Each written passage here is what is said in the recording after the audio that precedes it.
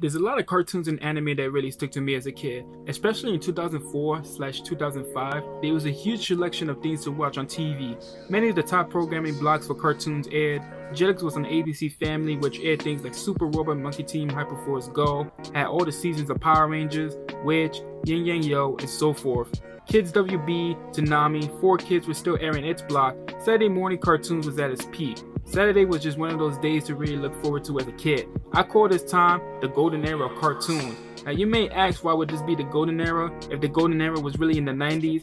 I mean, look at it this way. I'm going to focus on the cartoon/anime that really appealed to me. Make sure you like and subscribe to my video. I highly appreciate it. So for that being said, I'm going to go on with number one. Number one, starting with Naruto. Naruto made his US television debut in Toonami on September 10th of 2005. Definitely follow up on the success of DBZ. I knew about Naruto even before it aired on Toonami because I remember buying the first volume of the manga and holographic. They were airing this shit like crazy on Toonami. It aired many marathons. The ad was showing outside of Toonami, like it was showing on Channel 5, Channel 6, Channel 7, if you know what I mean. They were really milking this series like crazy.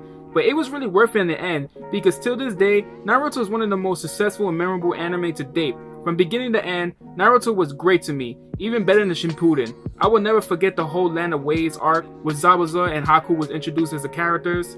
It's possibly one of my favorite episodes in the Naruto storyline. Naruto aired up until Toonami's cancellation in September 20th, 2008, but it got a second chance in Adult Swim's Toonami lineup. This time they was airing the uncut edition, which was better than what they were giving to Toonami, obviously, but it had its original run from November 30th, 2013, all the way until January 4th, 2014, which I think after that they started giving Naruto Shippuden, because Naruto Shippuden, they started airing that on Disney XD. Yes, Disney XD, which is hilarious. Aside from Naruto, we were getting hit with cartoon debuts. Fast Home for Imaginary Friends was one of them, which was about a world where imaginary friends coexist with humans. All the imaginary friends were sent to an orphanage until the other kids will adopt them. This cartoon had a lot of twists and turns, especially with characters like Mac and Blue, but it did a good job showing how imaginary friends were adapting and living in the foster home. Generally, the show attracted my attention as a kid, and I used to catch all the episodes every Friday. Remember Friday? That's one of the cartoon blocks as well. A lot of the episodes made me laugh. This was one scene where Blue was watching TV, he was impersonating the weatherman, and he was just like, "It's hot in Topeka." Yeah, that episode was hilarious to me as a kid. I remember we used to laugh, I used to laugh all the time at that episode every time I used to catch it. Trust me, I thought Fausto was even as good as Dexter or even Ed and Eddie, Samurai Jack. Not really Samurai Jack. It unfortunately ended airing in 2009, so it lasted a good 5 years. I mean, everything must come to an end, right? But honestly, it was one of Cartoon Network's most successful cartoons. So we have another cartoon. I don't know if you remember this in Kids WB. That cartoon was The Batman. The Batman was another debut cartoon that aired on Kids WB. It was something completely different compared to the animated series. The animation was really wicked. It had many redesigns of original villains like the Joker, Penguin, the Riddler, and Mr. Freeze. The same artist who did the art for Jackie Chan Adventures, Jeff Masuda, served as the art director. The show was honestly really good, had a bunch of good fighting choreography. It also focused on a younger Batman and more inexperienced Batman, so that was unique to me, honestly. It was one of my favorite cartoons of this era. Even the first couple episodes were fantastic. I love how the introductory villain was the Batman's greatest nemesis, the Joker. The series started off in Kids WB, but then finished airing on Toonami. The show had a total of 65 episodes and finished airing its finale on March 8th of 2008. So this is one of the shows that really impacted me as a kid. You know, I love the animated series and I love it in general. I love Batman Beyond. But the Batman was also one of the good predecessors that's really underrated. And people don't really talk about the Batman, but they talk about Batman Beyond and they always talk about Batman the animated series. I generally understand why. But the Batman, you can't sleep on the Batman, honestly. The Batman was really, really good, especially for comic fans out there.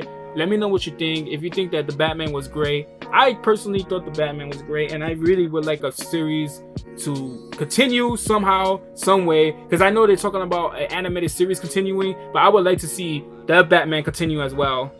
I mentioned before, this one cartoon that aired on Jetix on ABC Family, it was called Super Robot Monkey Team Hyperforce Go. Now this show, and specifically at first it didn't catch my attention. Obviously the name really threw me off, and also the ads for the show didn't really bring much attention to me until they ran this ongoing marathon on Jetix. This 1 week I just sat down and gave the show a chance. I'm telling you, this show to me was basically Power Rangers on crack.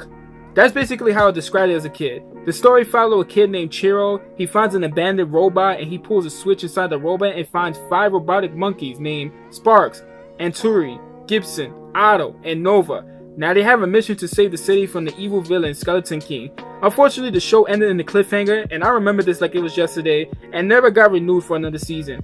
It had a good 2 years for its run, but you can now find this cartoon streaming on Disney Plus, so make sure you check this out. This show is really underrated to me, and it didn't air anywhere outside of Jetix. It didn't air like on Toonami or Nickelodeon or Cartoon Network. It didn't air anywhere else besides Jetix, and I feel like that's unfortunate, to be honest, because not a lot of people knew about it, like I said, and it had great animation. It was kind of like half anime and also half American animation. So I feel like they drew the monkeys, the characters, the villains, the environments. I feel like they drew it well. They did everything so good, and like the story itself was really good, and it had a dark story to it. You know what I'm trying to say? It had a dark story to it. It really appealed to me as a kid, and I wish they could have continued it. But you know, let's see how it goes on Disney Plus. Maybe they might make a sequel, do an extra episode after the cliffhanger. Who knows what they might do? But anyways, this is why I call this era the golden era. Honestly, there was so much cartoons that really captured me, appealed to my eyes, appealed to like many people out there, many kids out there. As a kid, just watching all these cartoon blocks and everything, I feel spoiled. I felt so spoiled,